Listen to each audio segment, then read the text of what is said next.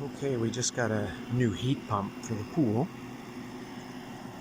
And we just started it yesterday.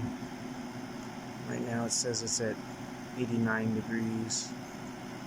Goal is 104. We'll see if it gets up there today. We're replacing a different kind of heater that we had before. This one down here, which is a 220 resistance heat. It uses a lot of power. Apparently these heat pumps don't use much power. So far it seems to be regularly heating. Let's check the temperature in here.